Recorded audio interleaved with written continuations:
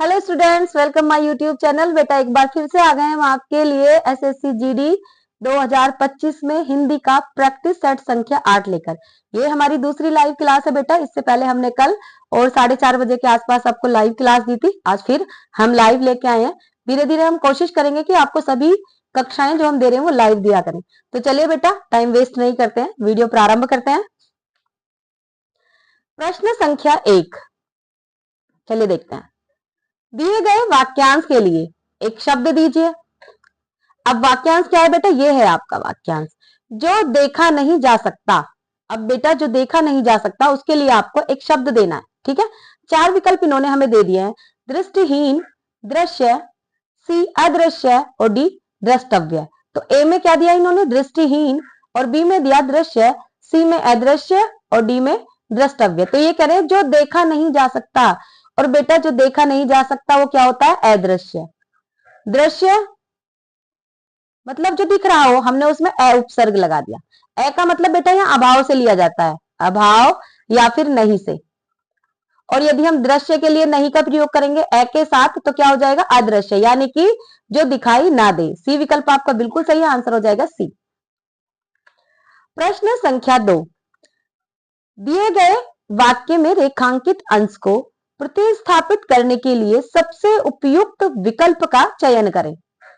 मकान गिर जाने का संदेह है, ठीक है। 4 विकल्प हैं। ए शोक, बी लोभ, सी डर और डी भ्रम। तो बेटा मकान गिर जाने का क्या होता है? डर। सी विकल्प आपका बिल्कुल सही। कहते हैं ना मुझे तो डर लग रहा है, ऐसा लग रहा है कि मकान बड़ा जर्जर हो रहा है, कहीं गिर ना जाए।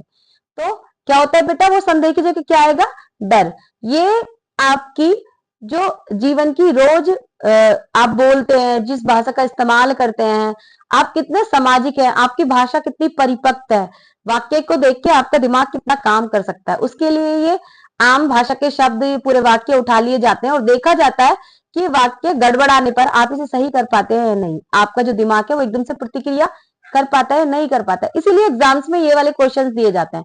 आज जब भी कभी एग्जाम देने जाते हैं और एग्जाम के बाद आप जो वहां पे पढ़ाई करने के बाद जो काम करते हैं, उस काम का शायद इससे बहुत कुछ लेना देना भी ना हो, लेकिन आपकी मानसिक एबिलिटी चेक करने के लिए, आपकी योग्यता चेक करने के लिए कि आपका दिमाग एकदम से चीजों को देख के किस तरह से काम करता है, ये सारे क्वेश्चंस पेपर आपसे कराए जाते हैं, प्रश्न कराए जाते हैं, ठीक है।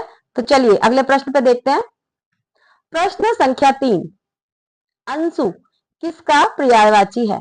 ठीक है बेटा, 4 विकल्प है इसके भी। ए अमृत का, बी स्त्री का, सी आंख का और डी किरण का। तो बेटा देखिए अंशु किसका पर्यायवाची है? अंशु है किरण का पर्यायवाची, ठीक है। डी विकल्प आपका बिल्कुल सही है बेटा, आंसर हो जाएगा डी। प्रश्न संख्या 5, निम्नलिखित में से शुद्ध वर्तनी वाला शब्द कौन सा है? अब 4 विकल्प दिए हुए हैं बेटा इन्होंने। ए आविष्कार, बी आविष्कार, सी आविष्कार और डी आविष्कार। तो देखिए यहाँ इन्होंने स सपेरे वाला आधा स बना दिया, यहाँ इन्होंने फिर भी ठीक लिखा है, यहाँ इन्होंने ये वाला श बना के गड़बड़ कर दिया, और यहाँ क्या कर दिया इन्होंने? आका डंडा ही नहीं लगाया। तो 4 में से केवल एक वर्तनी ठीक है, और वो कौन सी है? आविष्कार, ठीक है, बी वाली। कैसे लिखेंगे? ए आ का डंडा, वह पे छोटी ई की मात्रा, श षटकोण वाला आधा श, के और आ और र, आविष्कार। ये मैंने लिख के इसलिए दिखाया है ताकि आपको बेटा याद रहे, ठीक है। बी विकल्प बिल्कुल सही है, आंसर हो जाएगा आपका बी। प्रश्न संख्या 5, दिए गए शब्द के समानार्थी शब्द का चयन करें। अब ये शब्द दिए गए हैं, देखिए ये इन्होंने एक शब्द दे दिया है और इसके समानार्थी जो भी इन चारों में से शब्द होगा आपको उसका चयन करना है। तो ए क्या है बेटा? शब्द क्या है आपका? उन्मूलन। क्या शब्द है? सॉरी, क्या शब्द है? उन्मूलन। तो 4 विकल्प कौन कौन से? ए उखाड़ फेंकना, बी अपमान, सी समानता और डी उर्वरक। तो बेटा देखिए उन्मूलन का जो समानार्थी शब्द है वो होता है उखाड़ फेंकना, ठीक है। ए विकल्प बिल्कुल सही है, आंसर हो जाएगा ए।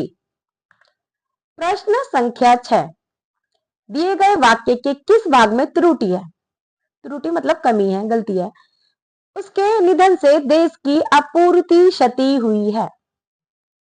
सॉरी, उसके निधन से देश की अपूर्णीय क्षति हुई है। अपूर्णीय क्षति लिख रखा है इन्होंने, अपूर्णीय क्षति हुई है, ठीक है।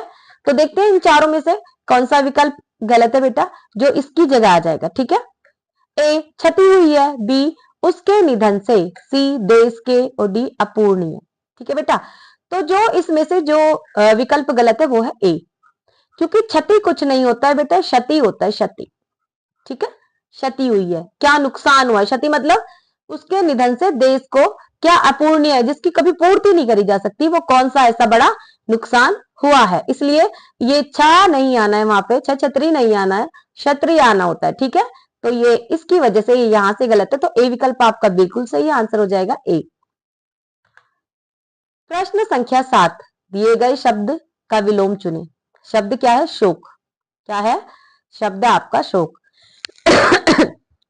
सॉरी, 4 विकल्प दिए हुए हैं, ए शोभित, बी अशोभित, सी हर्ष, और डी विषाद। तो बेटा देखिए, हर्ष का जो विलोम होता है वो होता है, सॉरी, शोक का जो विलोम होता है वो होता है हर्ष। क्या होता है, हर्ष। मैंने उल्टा ही बोल दिया, हर्ष का विलोम शोक होता है, शोक का विलोम हर्ष होता है। ठीक है बेटा, सी विकल्प बिल्कुल सही है, आंसर है सी आपका। प्रश्न संख्या 8, रिक्त स्थान को भरने के लिए सबसे उपयुक्त शब्द का चयन करें। विफलता का कारण अध्ययन पद्धति का डैश ही था। ठीक है, 4 विकल्प है, ए आदर्श, बी दोष, सी समुचित, और डी विस्तार। तो बेटा क्या होगा, अब किसी चीज में विफलता हुई है तो आपको ये आइडिया लगाना, विफलता हुई तो चीज में क्या होगा, दोष होगा। यानी कि अध्ययन पद्धति में क्या था, अध्ययन पद्धति में दोष था, जिस कारण से वो लोग क्या हो गए थे, विफल हो गए थे। जैसे अब आप लोग अपने एग्जाम की तैयारी कर रहे हैं, तो आपको अपनी अध्ययन पद्धति इस तरह से बनानी है, आपको अध्ययन दिनचर्या अपनी इस तरह से बनानी है कि आपको वही क्वेश्चंस जो बार बार एग्जाम में आ रहे हैं आपको वो रिपीट करने हैं बेटा, और बड़े ही धैर्य के साथ करने हैं। क्योंकि कहते हैं ना, धीरे धीरे रे मना धीरे सब कुछ होए। तो आपको क्वेश्चन समझने की एबिलिटी आपके अंदर पैदा हो जाएगी बेटा, क्योंकि जब तक हमें क्वेश्चन समझने की क्षमता हमारे अंदर नहीं आती ना, तब तक हम एग्जाम क्रैक नहीं कर पाते। अब क्वेश्चन कहना क्या चाहता है, आप करना क्या चाहता है, हो सकता है आप बहुत इंटेलिजेंट हो, लेकिन आप में धैर्य नहीं है, पेशेंस नहीं है, और जब तक आप में ये पेशेंस नहीं आएगा, जब तक आप में क्वेश्चन को समझने की एबिलिटी नहीं आएगी, वो क्षमता पैदा नहीं होगी, तब तक एग्जाम क्रैक नहीं होगा। हो सकता है आप पढ़ने में बहुत ब्रिलियंट रहे हो, लेकिन चीजों को समझना और रटना दो अलग अलग बात होती है। ठीक है, तो विफलता का क्या हो जाएगा बेटा, विफलता का कारण अध्ययन पद्धति का क्या था, दोष। बी विकल्प बिल्कुल सही आंसर हो जाएगा बी। प्रश्न संख्या 9, दिए गए वाक्य में रेखांकित अंश को प्रतिस्थापित करने के लिए सबसे उपयुक्त विकल्प का चयन करें। ठीक है, अब वाक्य क्या है, गुरुजनों पर श्रद्धा करो।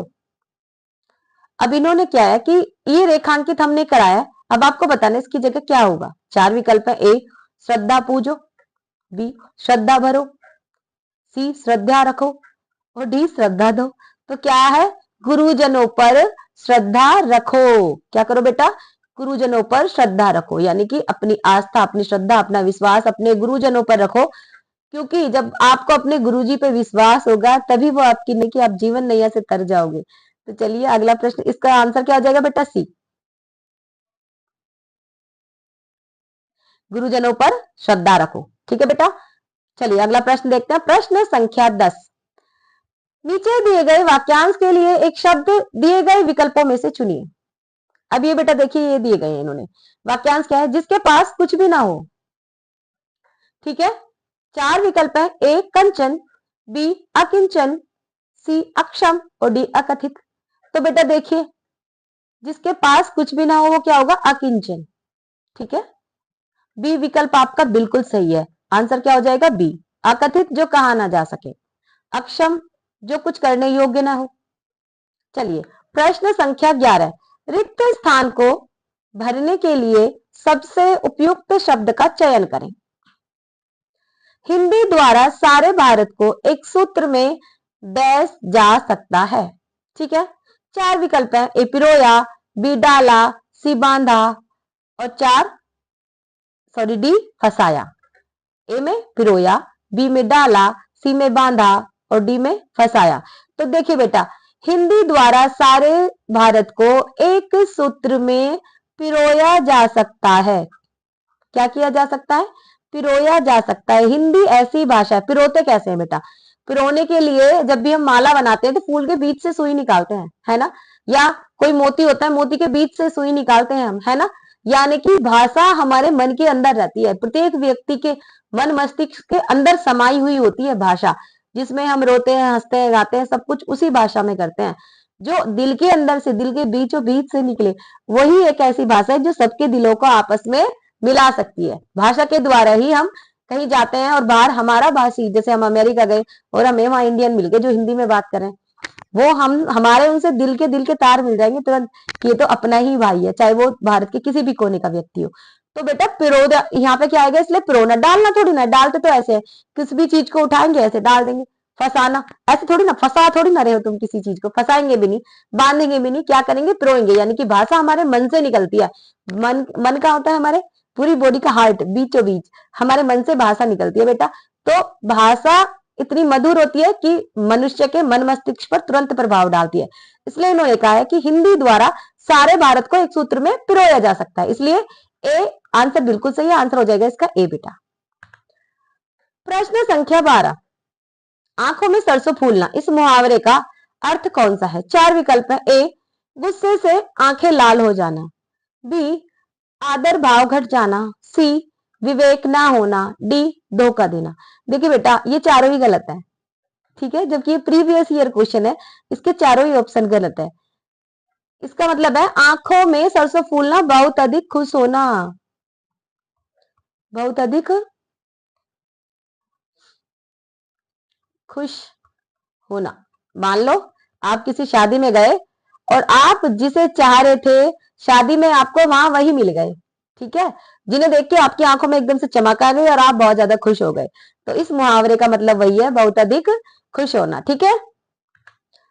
प्रश्न संख्या 13, चुनाव में अपना मत देने की क्रिया, वाक्य के लिए एक शब्द होगा, क्या होगा बेटा? 4 विकल्प है। ए मत विभाजन, बी मताधिकार, सी मत पेटी और डी मतदान।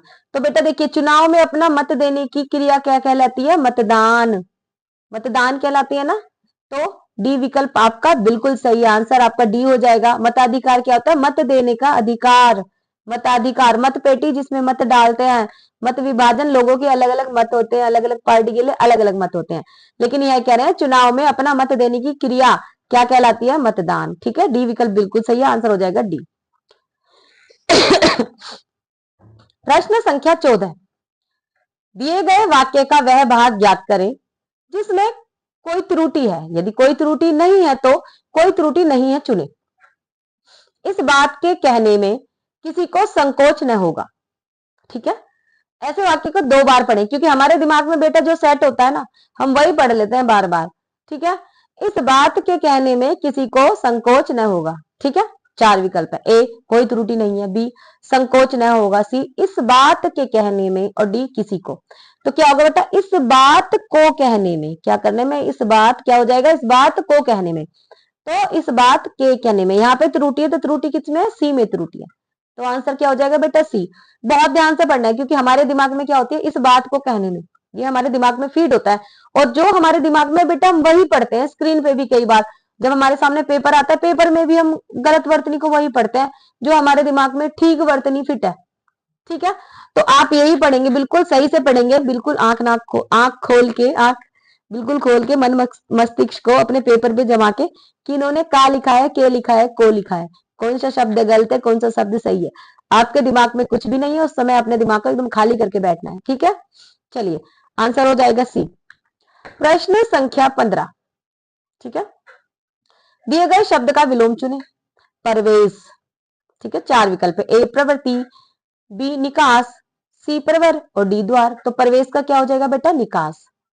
प्रवेश माने कहीं एंट्री करना, निकास माने एग्जिट करना, मतलब बाहर निकल जाना कहीं से, ठीक है। बी विकल्प बिल्कुल सही है, आंसर हो जाएगा आपका बी। अब आ गया आपका क्वेश्चनों का भंडार, आपका जादू का पिटारा। प्रश्न संख्या 16 से 20 तक आपको एक पैराग्राफ दे दिया जाता है आपकी बौद्धिक क्षमता को ज्ञात करने के लिए कि आप में कितनी बौद्धिक क्षमता है। देखिए बेटा ये आपको हमेशा काम आते हैं। निम्नलिखित गद्यांश के रिक्त स्थानों की पूर्ति गद्य के नीचे दिए गए प्रश्नों के अनुसार कीजिए, ठीक है। धरती वह है जो डैश करती है, सब डैश इस पर रहते हैं, उसका पालन पोषण करके उसकी रक्षा करती है। धर्म भी हमें डैश करता है, धर्म न हो तो हम काम न कर सकें, अथवा हम जो धारण करते हैं, मन में निश्चय कर लेते हैं, वह डैश है। चंद्र में जो शीतलता है, स्नेह है, वह हमें शांति उत्पन्न करता वह हमें शांति उत्पन्न कराता है। कराता लिख लेंगे बेटा, कराता है। आकाश विस्तार है जिसमें हम डैश के विस्तार की प्रेरणा पाते हैं। ठीक है, अब इन्होंने प्रश्न कितने दिए हुए हैं? 16, 17, 18, 19, 20। चलिए देखते हैं। पहले धरती वह है जो डैश करती है। अब देखते हैं प्रश्न संख्या 16 में आपका रिक्त स्थान 1 है पैराग्राफ का, क्या होगा? ए धारण, बी ग्रहण, सी गमन और डी चक्कर। तो क्या करती है? धारण करती है। धरती वह है जो धारण करती है। हम सब धरती के ऊपर रहते हैं बेटा, इसलिए हमें धारण ही लिखना पड़ेगा। वस्त्र धारण करते हैं ना, जैसे हम भी तो धरती के ऊपर ही रहते हैं। ठीक है, धारण करती है। सब डैश इस पर रहते हैं। चलिए देखते हैं प्रश्न संख्या 17 आपका जो रिक्त स्थान संख्या 2। ए लोग, बी जीव, सी पशु और डी पक्षी। तो देखिए बेटा इस पर क्या रहते हैं? जीव। अब आप कहोगे मैडम लोग, पशु, पक्षी।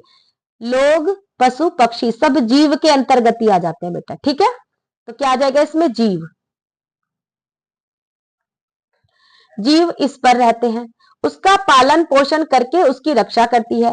धर्म भी हमें डैश करता है। देखते हैं प्रश्न संख्या 18 रिक्त स्थान संख्या 3।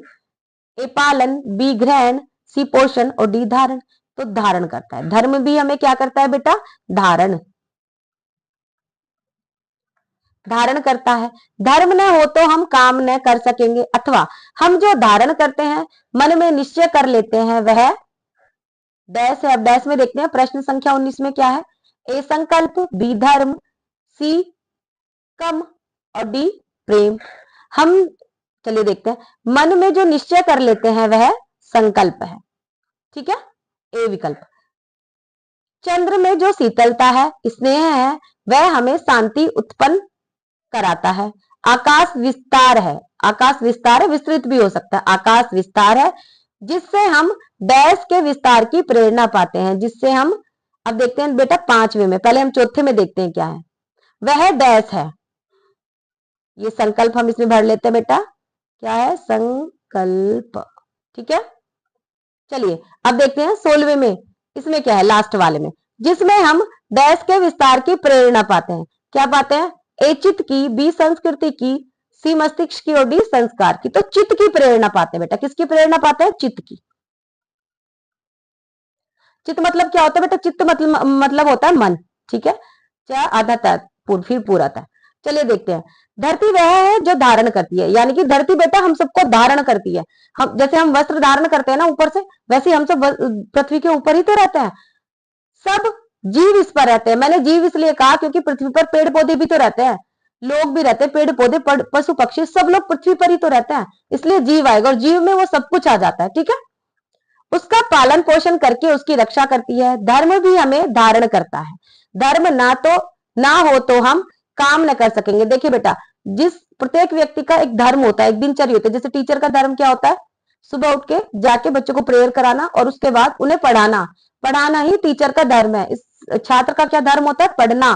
तो धर्म ना हो तो, यदि हमारे धर्म ना हो तो हम फिर काम ही क्या करेंगे? फिर हमारा काम ही कुछ नहीं बचेगा।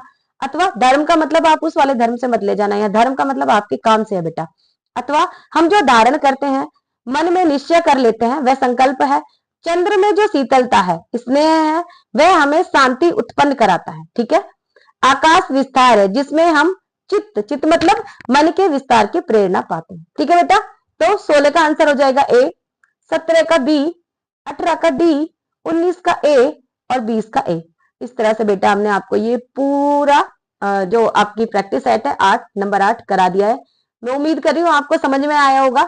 हम कोशिश करेंगे बीच बीच में आपको लाइव क्लास देते रहने की, बल्कि मंडे से हम कोशिश करेंगे कि आपको हर रोज लाइव क्लास दें। हम आपको टीजीटी पीजीटी की हिंदी की लाइव क्लास देने वाले हैं।